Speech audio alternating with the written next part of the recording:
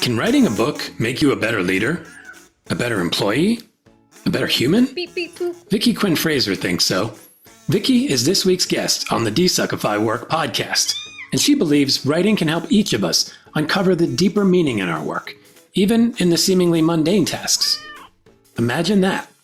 Writing as a tool of self-discovery to stem the swirl inside our skull and help us find joy in the 90,000 or so hours we spend working during our lives. Want to create more engagement with your team?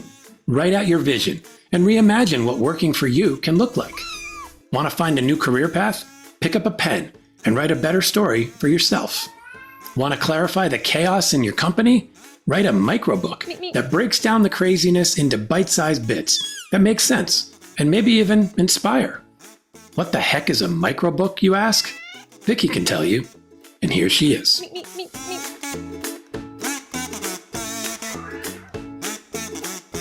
All right, Vicky Quinn Fraser, welcome to the DesuckifyWork Podcast. Hi, TJ. Thank you so much. I don't know why my voice gets so high then. Thank you very much for having me. It's all right. Thank you for coming on. I think we're going to have a fun conversation today. You delve into the world of writing, which is where I come from, but you're doing it in a different way. Focusing on books and something called MicroBooks, which we'll get into, which will be fun. And just helping people write in a way that's more connected to who they are, which I think is a wonderful thing. So on that note, why don't you give us a little bit about, who you are, a little more about what you're doing and how you came to be doing it? Gosh, that's quite a long story. So I've been a writer really ever since before I went to school. Like I was one of those annoying kids who could read before they went to school. So I've always been like obsessed, nose in a book, obsessed. One time my parents had the whole neighborhood out looking for me because I went missing. I was actually hiding under the dining room table, under the tablecloth with my books and some toys. And so that kind of sums up my, that was my focus. Yes. So I've always loved storytelling. I've disappeared into storytelling ever since I was a very small child. And I don't know, when I got a bit older, like I grew up in a kind of world that was fairly kind of working class, and this is where you are, this is what you're expected to do. You're expected to kind of go to school, maybe go to university. I was the second person in my family to go to uni, get married, have children, all the rest of it. Did not do any of those things in that order. Did not do some of those things at all. I have no children. But like the idea of being able to run my own business or be a writer for a living was just not something, it was not in my radar, so even though as kind of a teenager and early 20s, I kind of used to make logos for myself and be like, I'm going to have this company called Sunflower Secretarial Services because I was a girl and so I was going to be a secretary. Lots to unpack there, but it never really was a serious thing until I went to university really late, and I went to I got a job. I never lasted very long in jobs. I would bounce from job to job. I got fired a couple of times, which I make a joke of, but actually is a source of shame for me. And it wasn't until a few years ago that I realized I had ADHD, probably autism as well. And so that kind of, all made a lot of sense. But I had got jobs in doing various things. And after the final time I got fired, somebody had said, "Do you fancy doing any copywriting?" And I was like, yes, let's give that a go. I've got nothing else to do. I'm literally jobless and unemployable. So that was kind of where I started, and I realized I knew nothing. I was a good writer, but I didn't know anything about copywriting. And so I learned real fast, and I became a copywriter for quite a few years, and that was where my business started. I started to do kind of marketing consultancy as well. I learned direct response copywriting. And then one day somebody said to me, "Can you write me a book?" And I was like, "Oh." In my head, I was like, "Oh no!" But what came out of my face was, "Yeah, absolutely, I can do that." And so I did. I ghostwrote a book for this client, and I've still got that book. And it's like it's a source of kind of pride because it's the very first book I ever made. But also, I'm like, "Oh my gosh, look how far I've come! Look how far I've come since that first book." And so I really loved it. I absolutely loved it, and I loved the scope that writing a book gave me to go deeper than copywriting often goes. And people had started asking me, because I wrote started writing a couple more books then. People had started saying, oh, can you help me write a book? And so that was kind of where it all started. Obviously wrote my own first book as well, which was fun. Yeah. And that was kind of where it all started. So I've done a lot of different things that has kind of brought me to the book coach, the writing coach arena. That's really cool. I love there's a certain scrappiness in that journey that I like, a little feistiness of like, it seemed like I should go this way, but you kind of just found your way bumping against things and kept like, until you sort of saw like, oh, here's a path I didn't know it was a path. And then, oh, there's another path on top of that where I can write books for people. And oh, there's another path where I can write my own book.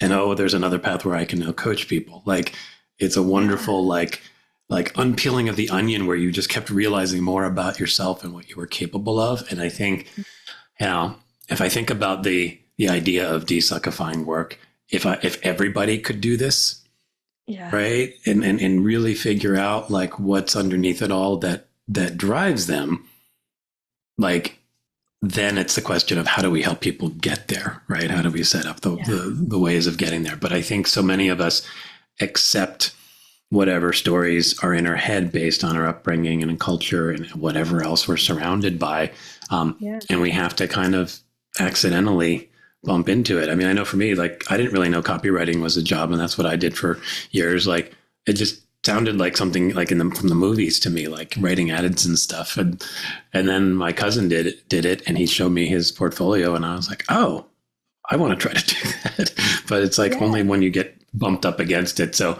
I love that journey. And having gone through that journey, this might be an interesting question, because what you do for work is pretty interesting and unique in the grand scheme. But when you think about what you do, what role does this work that you do play in your broader life? I can't not write. So like I feel like I if I haven't written anything for a day or so, I feel suffocated, It's interesting. So I can't not write. And I think I hear musicians say that, I can't not play, I can't not compose. And I think that's universal as well. Honestly, I really do it. It's like not everybody is necessarily a writer, but I think humans are creative. We've literally evolved to be creative and be problem solvers. And so I get really sad when I hear people say, oh, I'm not creative, because I'm like, you are, everybody is, like, we are. But like, I think that's, there are many and varied reasons, like disclaimer, not a doctor, etc. But I think that's part of the reason why there are so many mental health issues. Yes, the world is on fire and all the rest of it, but like, we don't allow people to be creative. We don't allow people to play anymore. It's like, oh, put away childish things. No, I like my childish things. I'm going to keep my childish things, and I'm going to use them to make something that's fun. And so I think that's how it kind of fits into my broader life. Is like not just that I kind of have to write and be silly, and writing takes lots of different forms, but also that I have to help other people do that, because other people are more fun when they're creating things as well. And like, I don't want to be around misery bears, it's like nobody wants to be in a room with an emotional Hoover. So oh my gosh, I love that. Yeah, that's really like wonderful. I mean, it's hilarious, but it's also like there's a deep underlying truth that, like, yeah, of course, wouldn't it be nice to have everybody feeling like they're unlocking what's inside of them, because that does make us all more interesting and more fun to be around, because we're not then suffering on some level, right? I mean, you're suffering when your true self is just locked in a corner somewhere and you can't get it out, and that shows up in all different ways. So yeah, I love and that that's kind idea. And that's kind of not to say that, like, I'm not into toxic positivity, like the good vibes only thing. I'm not here for that, because we can't be happy all the time, because I think that's another like modern world nonsense. Yes, like, agreed. We're happy all the time, but it's like allowing ourselves to feel all of our feelings and not feel ashamed of that, and be able to use them to create something, whether that is, I also don't think that necessarily something good comes out of everything, but we should be able to use all of our feelings. And I feel like we're not allowed to, or we're told that we're not allowed to, and then you kind of pursue a different path. Like, I escaped from the corporate world, because your podcast is literally called DesuckifyWork. It sucked for me. I know it doesn't suck for everybody, but for me it sucked. Yeah, I get it. Yeah, and it's like I was stifled, and a lot of people are. And so for me, that was this way of kind of getting out of that and being able to feel all of the things. And then, when I found out more about myself as well, it's like, oh, there's reasons behind these feelings, and that what's going on. And that was liberating as well. And then to be able to use all of that and get paid for it is like, I kind of wake up and I'm like, am I cheating? Like, am I cheating in some way? Oh my gosh. Well, yeah, right. But I mean, that's like an interesting reflection on the state of work, right? That to feel good about what you get to do every day makes you feel like you've somehow found a cheat code, like that you're somehow almost doing it wrong. Like, I must be doing it wrong because I'm supposed to be like waking up Monday morning terrified about the week ahead, and I'm not. And I think on a bigger scale, it feels like we're in this weird state of transition, economically, socially, that is, the corporate model, which was really just a slight evolution of the industrial model, is kind of breaking. And I think there's a lot of good in that, but in the midst of that, there's a lot of suffering, and there's a lot of challenges, and there's a lot of frustration, and there's power grabs, and there's all this stuff that's showing up. And I think what you're demonstrating, and what more people I think are demonstrating today, is we do have this wealth of stuff in us, and there could be more ways of expressing it into the world. And even in the corporate world, meaning even if there's some collective group of people needing to do some big project, how that looks might be very different in 10 years than what it is right now. And we're sort of suffering through the bumps and bruises of that a little bit, I think, as people explore that. What, you're talking to people who are wanting to write, but I'm sure some of them are coming from the corporate world, or coming from jobs, or doing jobs that they don't necessarily love. What are you hearing about the state of work amongst the folks that you're getting to chat with?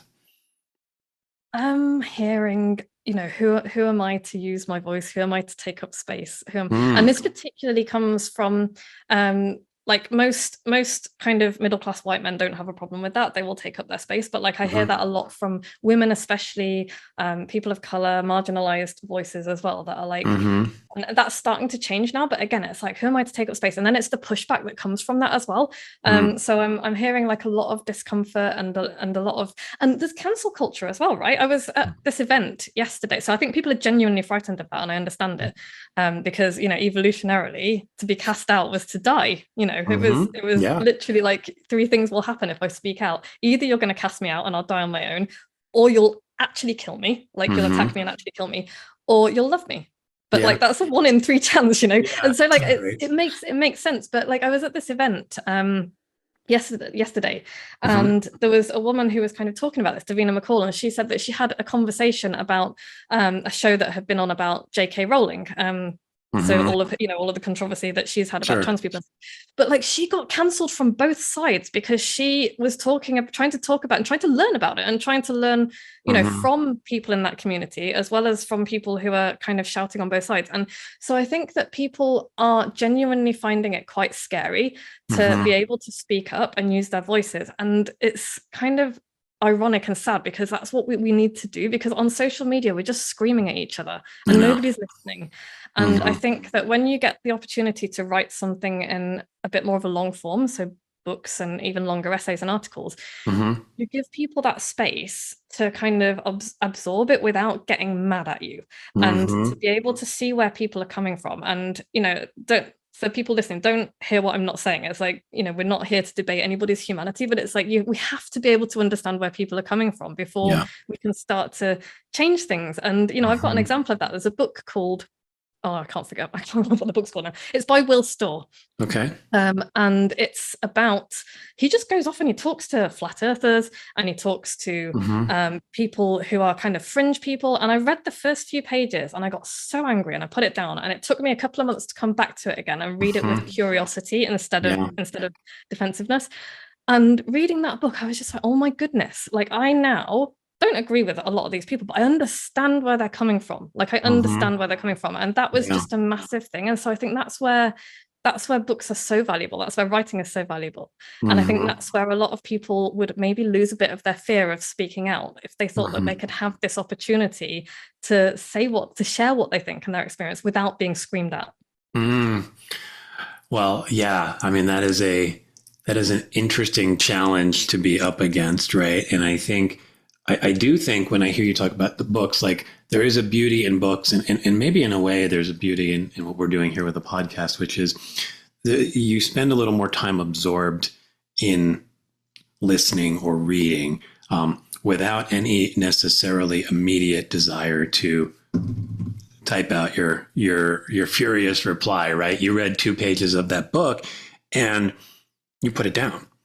Yeah. And now if that was on Facebook or whatever, and it was just an excerpt that somebody posted, the instinct to go, these people are nuts. I can't believe we even allow them to whatever, like the things that show up might show up. So it's like, I feel like people are maybe craving some of these spaces, despite our addictions to social media. I think the reason podcasts and I think books have managed to find sort of resurgent popularity in recent years are because they are quieter, more deliberate. They allow room for the curiosity. They allow us to be with our emotions without having to react in any outward way. We can just sit with them. We can be uncomfortable. We can put the thing down. We can turn the podcast off and go, yeah, I've done that, where the podcast is frustrating me. And then I'm like, no, I'm going to go back to it. I want to understand. And I think, to circle this back to just the idea of work and culturally being together, we need more of this, whatever this is in the form of writing and all that stuff, like giving people an opportunity to hold space, express themselves from wherever they're coming from, and then have people have an opportunity to really listen with curiosity. That's a real gift. And part of me sits there and thinks, well, God, how could we bring that into the world of work? Meaning like giving people the space to express themselves through longer form projects and writing and things like that, where it's not the immediacy of I did a thing and now everybody's going to yell at me because I did the thing wrong. Do you find anybody, because you talked about a lot of your clients are coming in with that fear of holding space or who am I? Is some of that, experienced in the world of work, and is what you're doing then helping them, one, recognize they have the right to hold space, and then when they get through a project, a book, a MicroBook, does it change them beyond the fact that they've written a book? Totally. It's really, really interesting because I think it gives, I'm going to touch a bit on what you said before, but I think it helps people to see humanity. And I think that's the thing. It's the difference between yelling at someone's opinion on social media and seeing who that person actually is and where they've come from. And I think the ability to write your story in a book, and I'm not talking about the bro hustler how-to books that are kind of glorified sales letters. I'm talking about the books that really show who the person is and why they think the things that they think. Yep. Getting the opportunity to show that side of you and that human side of you and share that experience with somebody else, I think is really transformative, because quite often, we're so busy, with the best intentions, everyone is so busy. And so it can be very difficult. And we've lost a lot of people have never been taught to listen, they're taught to wait until their turn to speak. And I'm guilty of that sometimes, we all are. But having that opportunity to set your story out in such a way that somebody has time to read it, they will take the book and they will read it in the time that they've got, instead of trying to cram it in. I think it's really transformative, because it makes you feel like you've been heard. Even if only one person reads your book and they see you and they feel seen, it's just magic. It's magical. And I think if we could bring that into the world of work, it would just be utterly transformative. So giving people space to not just be their work persona, but to find meaning and humanity in what they do beyond just, and I'm not talking about you go to work for the vibes. It's no, you go to work to earn the living, but also finding meaning in what you do every day, whatever that might be. And that reminds me of a story about a hospital cleaner. And there was somebody who just saw themselves, I'm just going to work and I'm cleaning up. And there was somebody who was like, I am an integral part of this hospital, of keeping people alive, because if the hospital isn't clean, and they would talk to the patients. And it's like, that's the difference. It's like, it's nobody is ever just an anything. It's like, Right. how do you fit in to the world? And I think if we can help, and I do think storytelling helps that, because you tell your story, you look at the wider context of who you are and what you do. And I think if we can bring that into the world of work, and obviously I would like people to write their books about it or write whatever about it, and see and be seen. I think that I honestly think that would, like, it would be like a magic, it would be like waving a magic wand. I really do think. Yeah, I feel like that story of the hospital cleaner, I've heard a parallel, which is essentially that person, anyone like that who has found the meaning in their work, no matter what they do, because I think people hear meaning and they think, oh, I need to save the polar bears or something like that, which is obviously a wonderful thing, but it's not, we can't all do that. The people, like, same job, same generally everything else going on in their life, the person who has found the meaning is like noticeably better off mentally, emotionally. Like they have somehow, so there's not just simply like a feel-good story there. It's literally like improving their mental health to find that. So what I see in what you do is anybody who comes to you and has the opportunity to tell their story in like you said, whatever form of writing that takes, that to me feels like they're stepping into a better space for themselves. And is that something you get to witness as people go through that? Yeah, it really is, because I get to see people realize how good they are. Like the act of writing a book, because people don't realize, because you live this every day. And like I talk to people, I help this guy who's had the most extraordinary, ridiculous life write his book. And he's like, I don't know why anybody would be interested in this. And I was like, dude, 2 women tried to kill you. That's like, that's interesting. That's interesting. Yeah, that's a book already right there. Yes. Yeah, just on its own. But like that's an extreme example. But like we all think that it's like my life and it's not that interesting. Of course it's not. You live it every day. But like you don't need a big dramatic story. There's a lot of rags to riches stories out there. We just need to feel seen. And so like allow it, like people just realize that as they write their books. It's like they realize the deeper stuff underneath their experiences. They realize how it relates to what they do and how it makes them a superhero at what they do as well. And they realize also how much they know and how skilled they are. And we don't, until we're kind of forced to set that down, we just think, oh, it's just what I do, it's just what I do. And so they get to see themselves almost from the outside, which is quite a magical thing, I think, because most people don't do that kind of self-examination, I don't think. So I see that, which is really, really cool. But I also see the confidence grow as well, because writing a book is hard, man. It's a hard thing to do. If it wasn't, everybody would do it, and most people don't. And so I see them kind of, they said everybody starts off with, oh, I don't know if I can do this. And then it's like, oh, I'm doing it. And then it's like, oh, it's nearly done. And then they finish it and it's like, oh, look what I did. What else can I do? And so that's really cool as well, because I get to see, I just get to see the confidence grow, and I get them to see themselves like other people see them, which is really cool. That's amazing. Yeah.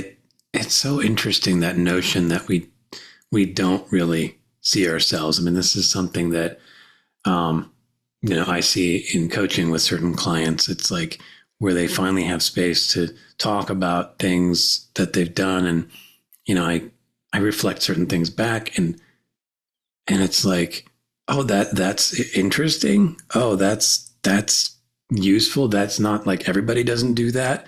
I think we just, I think there's some, I don't know if there's a name for it, but it feels like there should be the idea that if I did something, how special could it be?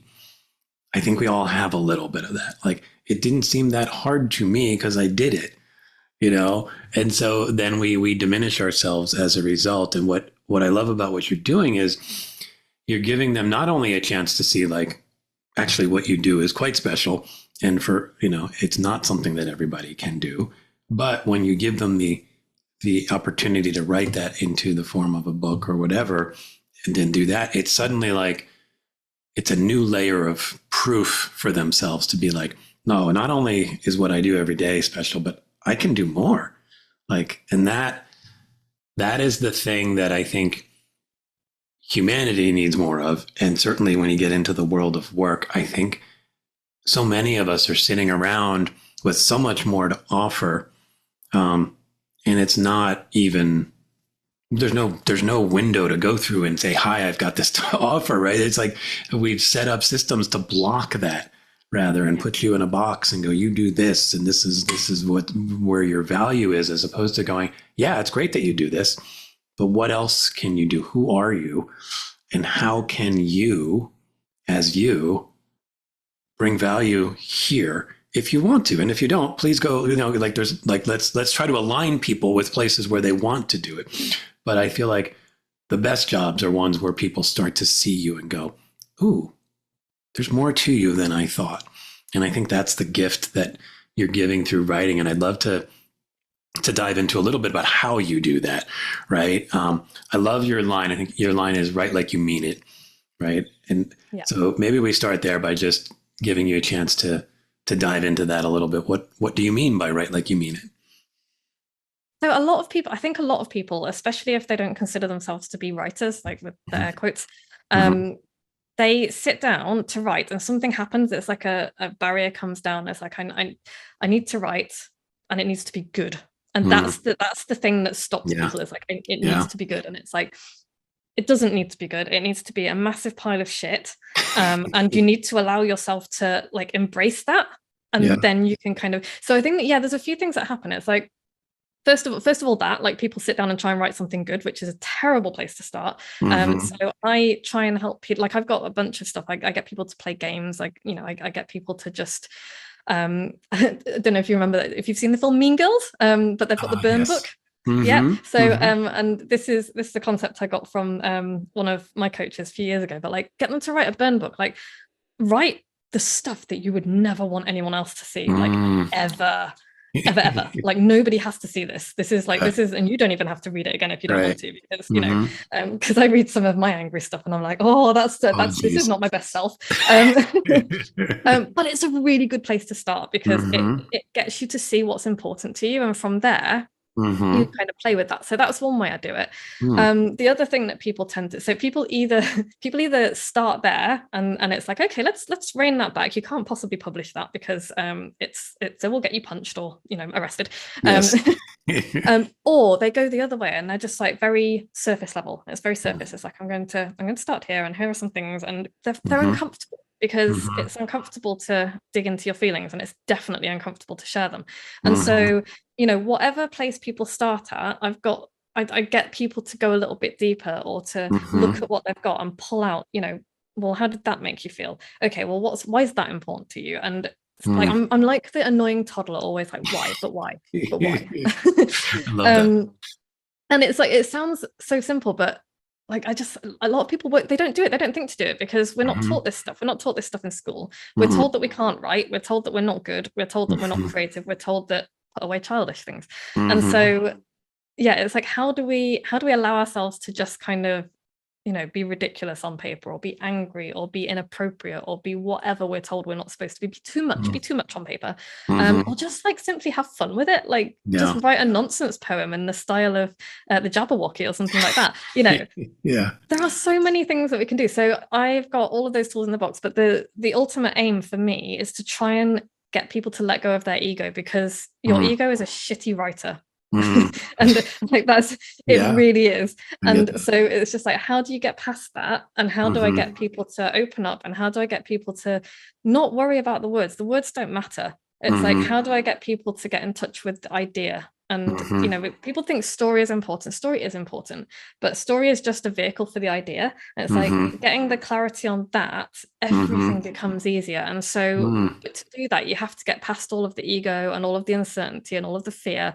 And you have to be able to kind of leave that alone for a little bit. Put fear in the passenger seat, as I heard somebody say at this event at the yesterday, which was really cool. I like that. Put it in the passenger seat, bring it along with you. It's not going to drive. But just kind of leave that behind and just get to the heart of what it is that you care about, and what it is that you're trying to say. Wow. Yeah. I mean, it is so interesting, right? Because as you describe it, I'm like, well, shit, I should be able to just go do that. It's like, it sounds easy, but like, I know it's not. Like, I know. I mean, I've been writing for a long time. I've never written a book. I've told myself I'm going to write a book. I've started writing books. I've never finished a book. I would love that. So like I get how hard it is to like really go down the path.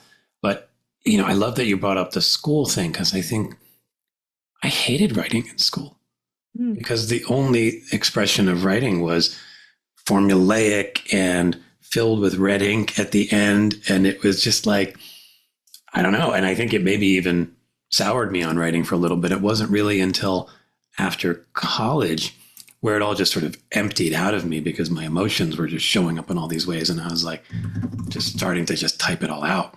And I was like, oh, this is fun. Like I found a way to what you're talking about, at least in sort of shorter form. And it was cathartic to me. And so I sort of caught that part of the bug. But I think for so many people, and I've experienced this when I've working with people, and it's like the sheer act of writing an email is terrifying. And people take hours to write it because they've got that voice of their whatever grade teacher in their head going, no, you're doing it wrong. No, that's not a good, lead line. That's not a whatever. What's your theme? What's your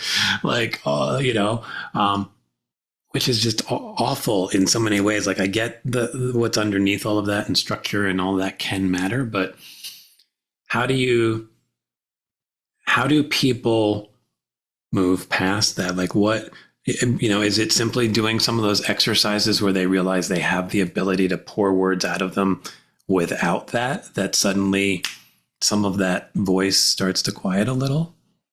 Some of it is that, yeah. And what you said is so common. I talked to so many people who've had the same experiences at school, and it's been literally beaten out of them.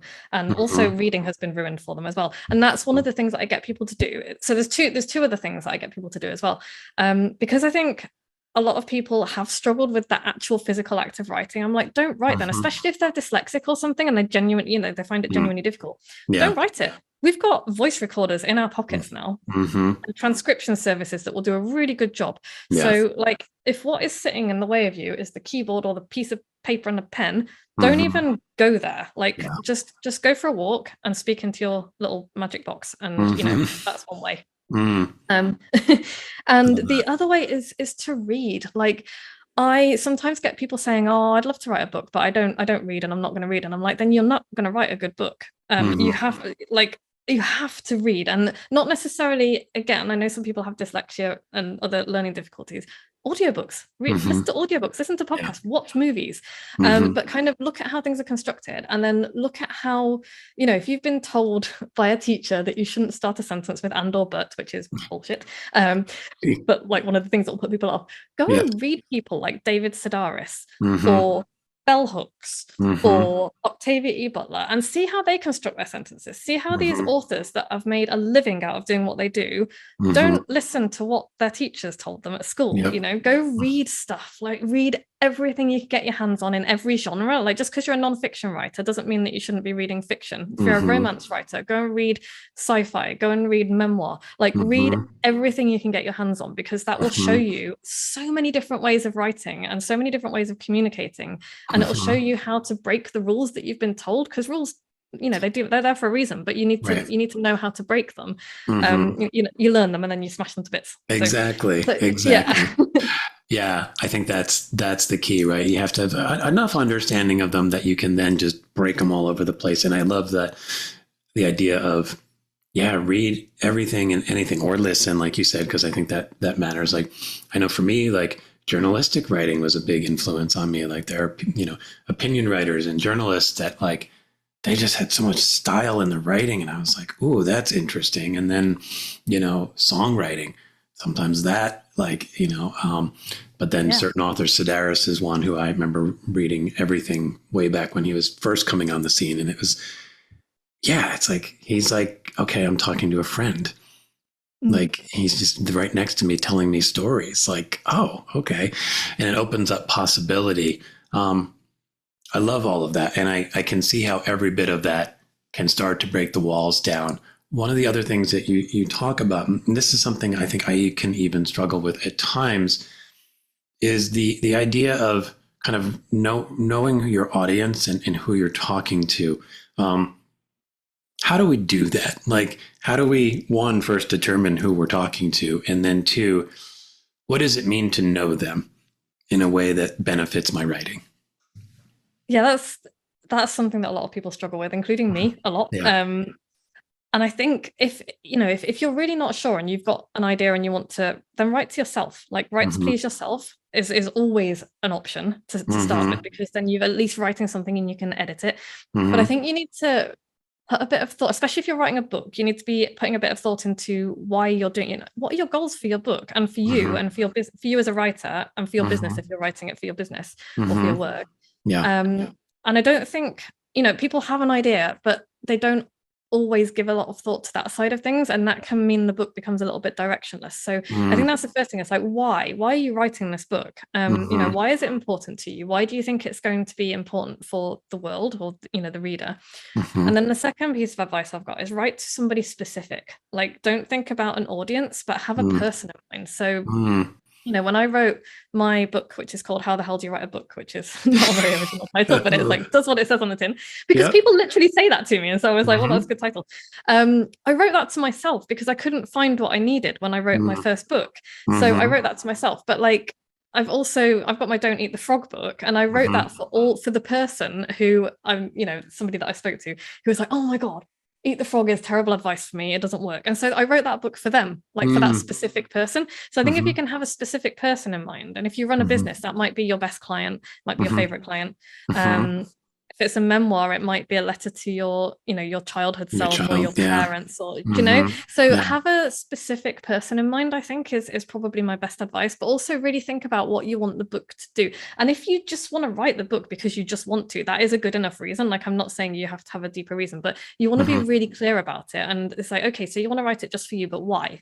Like, why is it important to you? Because if you haven't got that strong why, you will give up halfway through, and that book will sit in I've got like 6 or 7 half-finished manuscripts that I didn't really care that much about, because I was just like, I'm going to write this, I've got an idea, but I didn't really have a strong reason for doing it, and so it just sits there. I might go back to it one day, but they sit there now.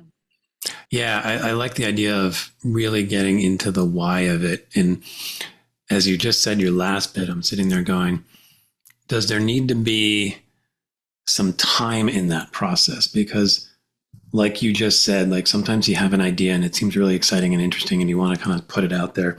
But then maybe like 2 weeks later, it's kind of, I don't know if that idea is sparking me the same way. So when you're trying to help people figure out the why behind it, is it a bit of a process, or are there ways you can get people to get there quicker? Yeah, so I've actually got a workshop that I put together because I realized that this is a problem for people, because a lot of the time people, like, they will start writing and then they'll abandon the book. And that's a lot of work to put in for something that you're not going to finish, because it takes a lot of time. And so I thought, why is this happening? Why are people not finishing their books? And I just came to the conclusion that they hadn't really thought it through. And this is not a reflect, I'm not no shade on them, but because we don't think about it. It's like, and so I thought, is there a process that I can take people through to get them really thinking about this, and to get them thinking about, why they're doing it? And maybe by the end of that process, by the end of the workshop, maybe they're like, actually, I don't want to write a book. And that's a really good outcome as well, because it means that they're not going to waste all this time and energy. So yeah, I do. I've got, I get people to think about, like I say, their writing goals, their business goals, their book goals. I get them to think about some mindset stuff. I get them to think about who they're writing for and why. And I get them to kind of look to the future a little bit as well, which is something I really struggle with, because I have 2 times, which is now and not now. So I kind of struggle with that. But like, it's like, kind of imagine, I get them to think about what what's this book going to do for them in a few years? How are they going to feel in a few years? How are they going to feel about this idea in a few years? And it's okay for your mind to change, because like, I've got stuff in my first book that I'm like, I would not write that now, because things change. Of course, that's not what but it's like thinking about the idea that you've got, and why is that important to you, and not worrying about the book, not worrying about the words, not worrying about the story necessarily, but like, what is this going to do for the person that I'm writing it for, and why is that important to me? Because that can really help people to figure out how they want to do this, and if they want to do it, when they want to do it. Yeah, I can see that, because even as you're saying it, and I'm sitting there like playing through my head, like those questions about thoughts I've had, I'm like, yeah, for a lot of them, I don't know that I'd have an answer, but maybe for some of the ideas I have. I could have a more clear answer for myself. And then that might be the springboard to go, okay, this has some weight to it that I can dig into and have some fun with.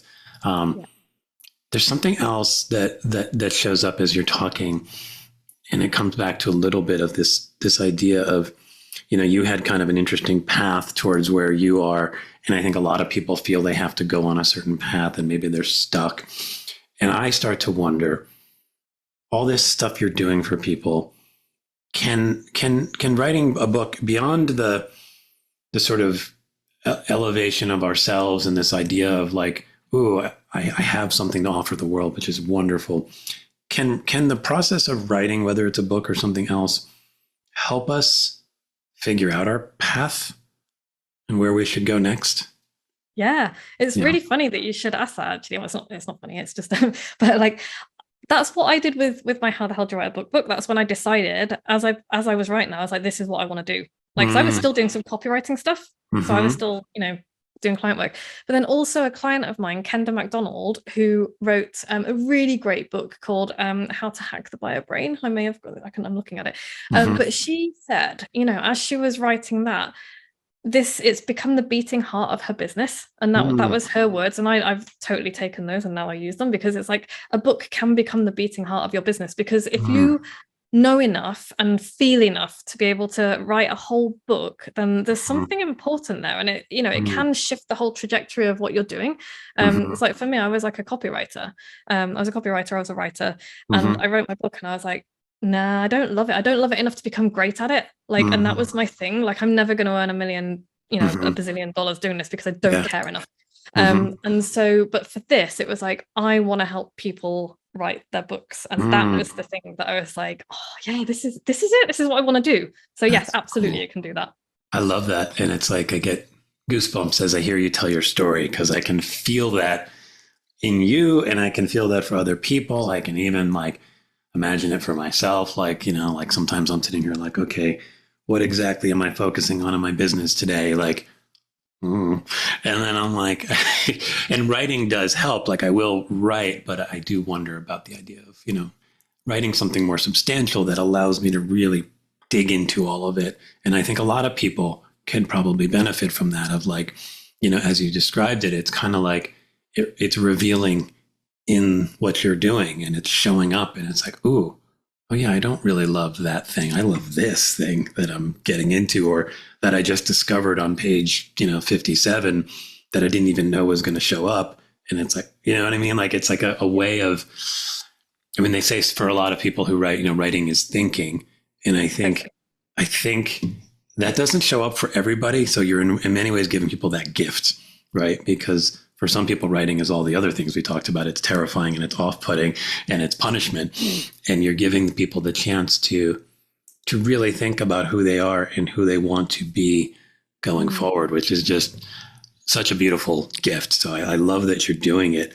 It surprised me as well, though, because like I would never consider myself like a business coach or anything like that. So that's not what I do. But like, people have said to me, like, you kind of listening to you repeat some of that back to me, I was like, yeah, that is kind of part of what I want to do. And I would never, I don't consider myself qualified to kind of say that's what I do. But when you write a book, it does make you really think about things. And like, thinking is really hard work and it's uncomfortable. And if you're willing to do it, then the most magical stuff can come out of it. And so I think that's why I love it so much. But yeah, it surprised me as well when people were like, oh, this is like changed the direction of what I'm doing. And I was, the first time I heard that, I was like, oh shit, that's not what am I doing? I don't want to be responsible for that. I don't want that. Yeah. Yeah. But like, I've come to realize that actually it's a really beautiful thing, because it just, if you're not doing the thing that sets you on fire, then, and I know this is quite a privileged thing to say, but like, even, I don't even think it is actually, because we're going back to the whole, finding meaning in what you do, and you can find meaning in anything that you do. And so if I can help people to do that, whatever their job is, and I feel like I've won, Yeah. 1,000,000,000%, not to be hyperbolic, but I think about, your hospital example, whatever, if somebody like wrote a book and suddenly felt more connected to what they do because of it, that is an amazing gift. I think if they decided they wanted to do something else, that's another amazing gift. Like, all those things are wonderful. So I think in a way you are a business coach, even though you're not a business coach, right? Because I think, or a life path coach, if we want to sort of broaden it, because that's what I see in it. It's like your own example is like, my path changed because I wrote the book. And that's what I start to see. Coming back to some of the specifics of what you do, and we've mentioned this a few times, but I want to come back to it because it's just an interesting term. What exactly is a microbook? It's just a tiny book. Like I made it up. I made the word up, but I think because of my ADHD, and I work with, like, we flock together. I attract the weirdos. It's great. Like, it's a lot of work. It's a big project. Like, writing a book is a big project, and looking at, some of the books, 200 to 300 pages, that's really intimidating for somebody who writes prolifically for a living. That's intimidating to me, and I literally write books for a living. And so for somebody who really struggles or has never done it before, or who, just thinks, I could never do that, it's too big. And I was chatting to my friend Misty, who is awesome, and we talk nonsense all the time, and she was just like, and I was struggling to sell my my Weird and Wonderful Book Society, which is a thing I don't do anymore, but I was struggling to sell that group coaching program. And she said, I think it might be too big for people, like, not money wise, but just commitment wise. And she was like, have you thought about making it micro? And I was like, oh, a micro. Ooh. And just a vehicle to go really deep on one idea. And then I had just read the book Profit First by Mike Michalowicz. And I am absolutely not shading him at all, but I kind of like, spreadsheets bore me, man. I can't. And so I was reading about the finance stuff, and that bores me. It's not my forte. But I read the first 3 chapters of his book, and it changed my life. Like, just the first 3 chapters, I was like, he could have put this book out as a micro book, and it would change people's lives. So I suspect there's a lot of people who won't pick up that book because they're like, ugh, that sounds boring and terrible, and it's money, and I'm not interested. But like, the first 3 chapters was literally, here's what you need to do with your bank account, and you'll never struggle to pay tax again. And it blew my tiny mind, and it changed my life. And it's just, and I just thought, gosh, that's really interesting. How many other books? Because there's always some books that could have been a blog post, and there's some that are glorified letters. For sure. Blah, blah, blah. But there are also books that are big and wide, and that can be amazing. But I think there's also space to, like, take a chunk of it, take one of the ideas and go really deep into it. And that was what really fascinated me. It's like, how can we take a book that's under 100 pages, maybe even 50, maybe even less, and like, make it transformative for the reader in like a really short space of time, like, go real deep into something real simple, and give them something that when they come out of it, they're like, oh my gosh, I feel like I've been, like, smacked with, like, the ideas stick or whatever, or the inspiration. And so, that's where it came from. It was like partly as a vehicle for me to sell more of my shit, and to help more people, but also because I just thought, how can I make this as easy as possible? Like, our mutual friend Jocelyn always says, like, what's the tiniest thing that you can do without it failing, right? And there's, like, that's not beyond most people. Like, 20,000 words is, it's not that big. It's still quite big for people who don't write at all, but it's doable. And that's what I wanted it to be. And I've got a pile of them now, and they're so cool. I think, as you say it again, I'm sitting there like, well, why is there, and I assume it's something in the publishing world of economics or something, of why maybe books have to generally be a certain length, but like, why really? Like, why? Like, there's no rule like that says, like, if something's 50 or 70 pages, that it can't be useful and valuable, and that there's not some dollar value or whatever monetary value that I would put on that. And, I mean, I can tell you the answer if you want to know. I mean, I am curious. So I mean, it's a hangover from the traditional publishing industry, where it's like, you can look online, how long should my novel be, how long should an epic fantasy be, how long how long should a memoir be, and it'll be like, oh, memoir like 100,000 words, business book 50 to 80,000 words. And my answer is the same as yours. Why does it have to be that way? And some of it is for practical reasons. Like, with a 100-page book or less, it's difficult to print on the spine. And so you're thinking of bookshops, seeing on the shelf. So, but everything has changed with the advent of self-publishing now, and we're not beholden to those rules anymore. And trad publishers are catching up. So you know, you're finding smaller books being published and all the rest of it. But yeah, that's literally where it came from. It's like the trad publishing industry and their rules, the same as the Victorians and their grammar rules that don't really make any sense. And it's like there are a couple of practical reasons, but yeah, it's just convention. It's literally just convention, and there's no real reason beyond that. And it's like, well, let's not do that anymore if we don't want to. You know? Yeah, I love that. I think.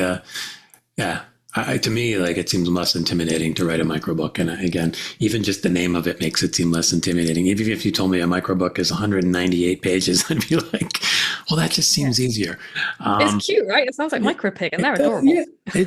Yeah, exactly. It's very cute. I love that.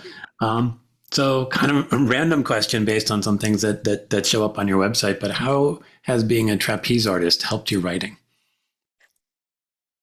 Creativity, in it. It's like, you know, I love trying new stuff on the trapeze, and for me it's a similar process. So like, I am not going to be good at this thing first time. Like if I see a new move that I want to try, it's like, this is going to be rubbish the first time. I might fall off, might hit the floor with my face, but figuring out how it works is really cool, and then figuring out how to make it look beautiful is a whole extra process. And so the creative process is the same whatever you're making. It's like it's very similar. It's you know, I'm at the moment putting together a trapeze performance piece for a competition that I'm entering in November, which I'm trying not to think too hard about because but it's but again, I'm like, oh, you know, how can I fit these elements together? What's the theme going to be? I've got my music. I can't choreograph to music. Some people can. I like to put pieces together and then fit them into the music afterwards. That's how it works for me. But again, it's like, it's not that different. And I bring elements of that into how I teach writing and how I coach people to write books, because I also teach trapeze and stuff as well. So I'm like, okay, so this person is not getting this the way I'm explaining it. How can I explain it differently? This person is a visual learner. This person, like, you can tell me something 20 times and all I will hear is blah, blah, blah, blah, blah. But if you let me do it and work my way through it, that works for me. So I've got all of these different tools in my teaching box that I've picked up, some of it from teaching trapeze and pole. And it's also a way of kind of, you know, just a different way of creating something in the world. Is like, how am I feeling while I'm creating this, and how is that relating to what I'm doing with my writing? And I get ideas while it's like meditation. I can't sit and meditate. I cannot I cannot sit there and empty my brain. It's just not going to happen.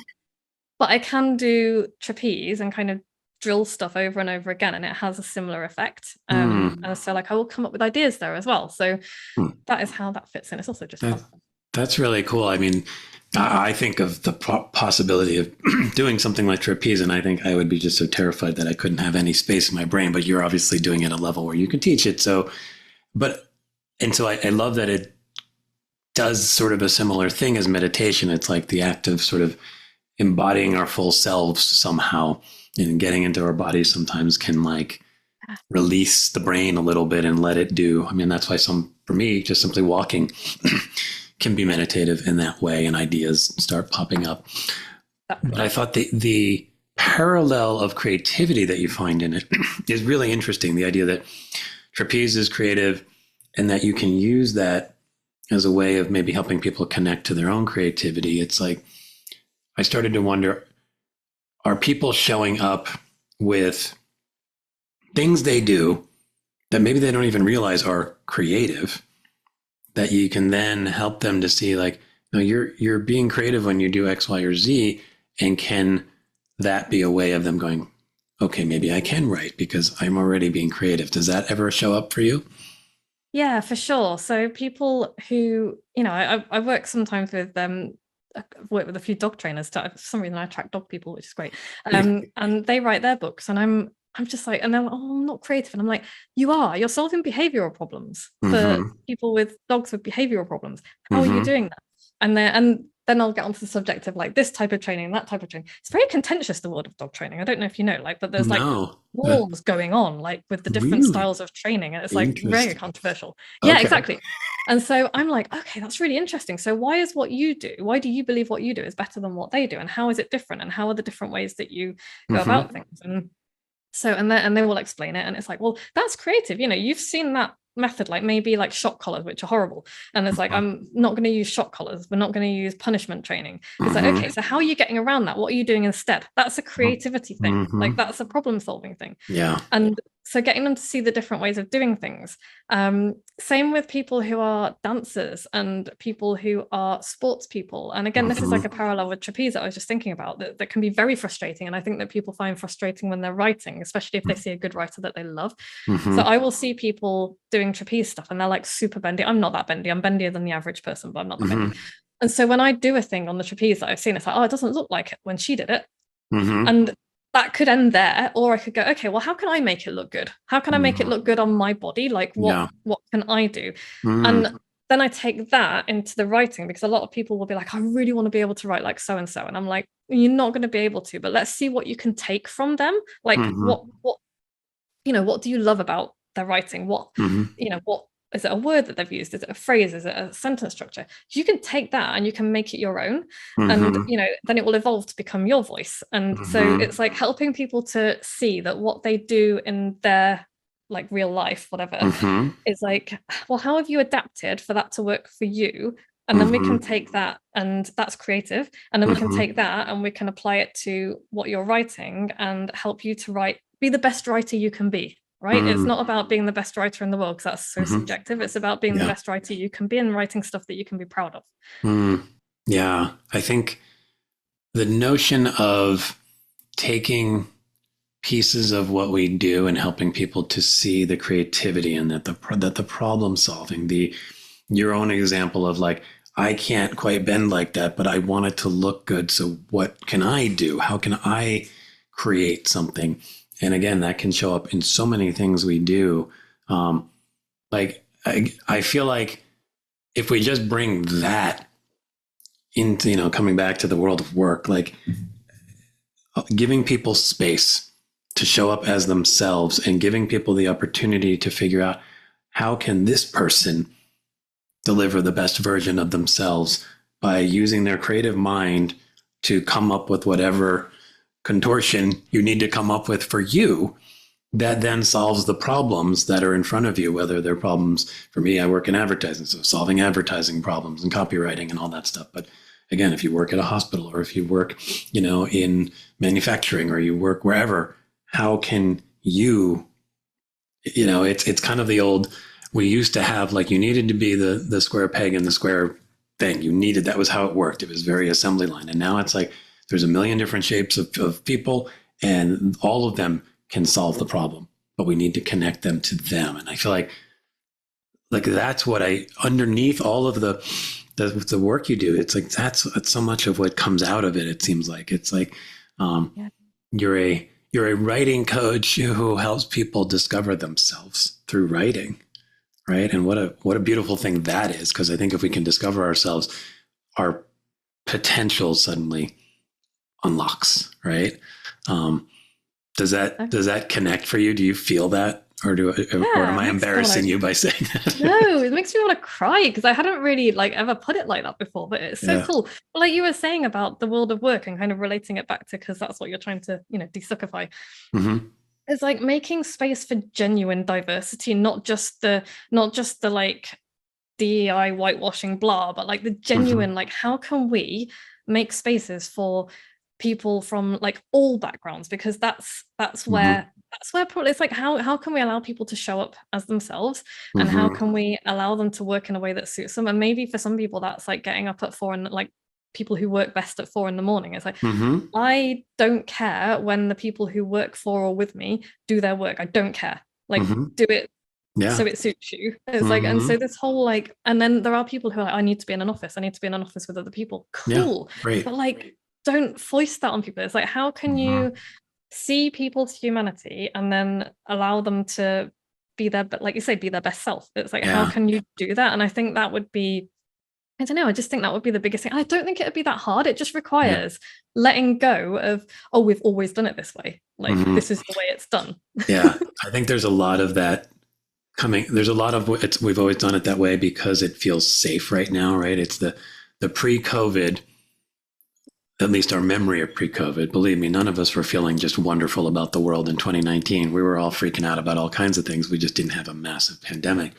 But people's memories are 2019, I felt pretty good about the world, so I'm just going to grab everything back. And so that's the return to office and all this stuff. And it's forcing it into a system that may not work anymore, as opposed to what you're talking about. And what I think could be wonderful is let's just start experimenting. What ways of working can allow the most to come out of people? How can we create scenarios for that? How can we create work cultures for that? And how can we help people tap into that? And part of that can be engaging with things like you're doing, where it's, okay, we want to give people opportunities to do things that maybe on the surface don't look like a work thing. Meaning, like, I'm going to have, instead of just a normal training, I'm going to have somebody go take your, work with you as a writing coach or get involved in a workshop or something. And that's just a way of, like bringing out more of them, because that's ultimately what's best for all of us. So yeah, I think there's so much potential if we can start to solve this problem, but I think we have to embrace, and I know you talk about this on your side too, that you kind of work with the misfits and all that stuff. And in some ways, so many of us feel like the misfits. And especially, and when you try to cram everybody into one thing, you're basically taking so much potential out of all of the misfits and the misfit pieces of us, and they're not getting a chance to show up. So how can we create more space for that? So I love that you embrace that in your audience. And I think we could all do better to just embrace the fact that all of us have some stuff that maybe we're not comfortable sharing about ourselves. And if we can make it more comfortable, wouldn't that be pretty cool? That would be pretty cool. Yeah. Yeah. Well, on that note, and again, I know we've kind of just dove into a lot of this, but if there was an opportunity to wave a wand and make something even better about the world of work, is there anything else that shows up for you that could really desuckify work? Yeah, you said something just a couple of minutes ago about how, we cling to the old ways because they're safe, they feel safe. Yeah. And I think if we could just ask, yeah, but safe for who?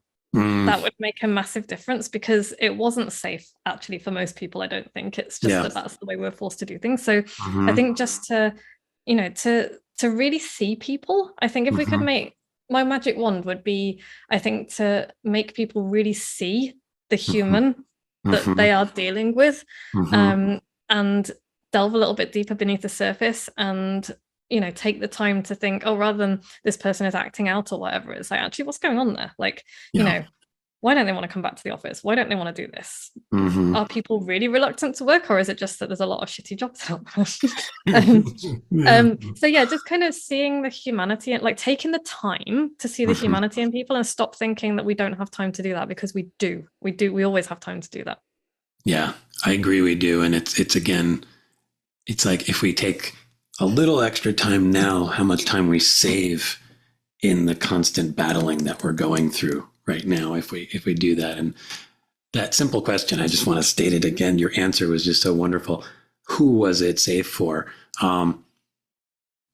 It was safe for the people making the decisions, and I get it. Like, you're a human being. Like, safety is you're worthy of safety, but think beyond yourself. And how can everybody find some sense of safety and then beyond safety, like all of the stuff that can come when we set that table and then we go flourishing. How do we set the table for flourishing? I think we're struggling with that right now. Yeah. Well, last big question before we give people a chance to kind of know where to find you. I always ask for a sound effect. I'm a cat person, so you'll hear some cat sounds on the show, but I always love to give the guests an opportunity to add to the library. Do you have any fun desuckified sound effect that you can add to our library? Yeah, sure. I tend to make quite a lot of random noises. It's an ADHD thing, but yeah, beep, beep, boop. It's my little robot noise. I like that. I don't know what it means, but I just like that it makes me smile. Is there a story behind that sound effect? I don't know. when I'm going about my day, I'm just kind of like, I'll sing songs, I'll make up songs, I'll talk to my cats. I'll talk to my sheep, or I'll just be like, meet, meet, meet, meet, meet, meet. I love that. I think what's interesting about that is I do a lot of that kind of stuff too. I sing songs, I make up stuff, I make weird noises. I would love to know how many of us are doing this, because I think we all might think we're really weird in the moment that we're doing it, but I have a feeling there's a lot of us out there doing this. A lot of us, yeah. We're all, yeah. Entrepreneurs, I think you have to, like, it's not for everybody. And the people who tend to do it are a little bit weird. Yeah, I think that might be true. Yeah, I don't know. There's some like energy release in it. I think it's like you just got this stuff in you and you got to go beep, beep, whatever you want to do. I love it. Well, on that note, because you're obviously just a wonderful person to talk to, and you have so much that you're offering to the world in general. And I think for people who are wanting to make their work world better, what you offer, I think, could actually really help a lot of people. How can people find you online, and what are maybe some of the ways that they can work with you? Yeah, best place is to go to moxiebooks.co.uk/freebies. And that will give you 3 things that you can have for free, and also will get you on my email list. You can always unsubscribe if you don't want to stay, but that's the best place to stay ahead of stay up with what I'm doing and hear about my ridiculous stories. I talk about writing and books and publishing and creativity. You'll also hear about my pet sheep and that kind of thing. Nice. Too. So.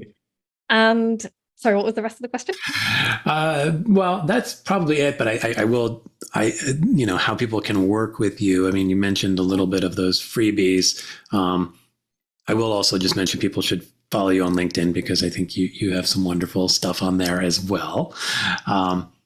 But yeah, like if I'm thinking, how can I work with Vicky? I'm thinking of maybe writing a book. I'm curious, what are some of the ways that people can connect with that?